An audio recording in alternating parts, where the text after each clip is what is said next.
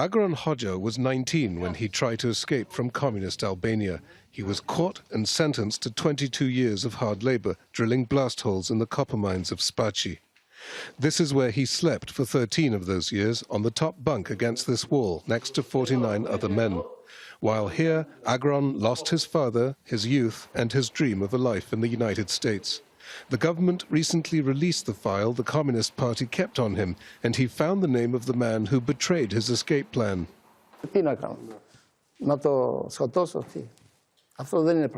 What am I to do? Kill him?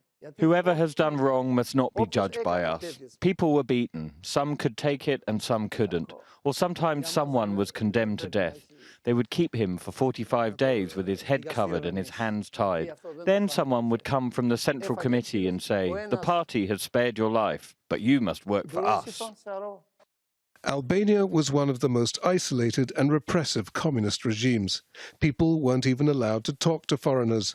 They were fed a propaganda diet suggesting that theirs was an exemplary society. And Enver Hoxha, who executed thousands, ruled them with an iron fist. People could end up at Spac for listening to Western music, or being overheard saying they didn't like Albania, or complaining that they hadn't enough to eat. During half a century, an estimated 100,000 people served time in forced labor camps, including women and children. That's 1 in 18 Albanians. Thousands died in such places.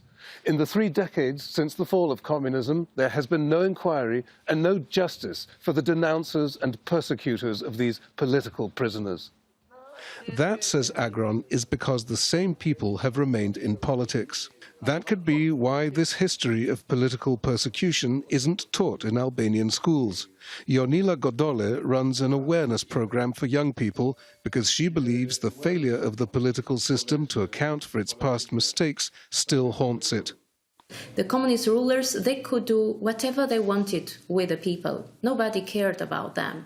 And this is still going on. Still now we see that we just grow and we support very authoritarian leaders at the end who don't take responsibilities for mistakes they do.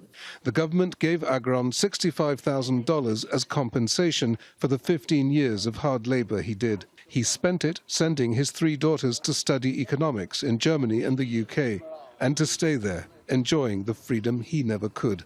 Psaropoulos, Al Jazeera, Spachi.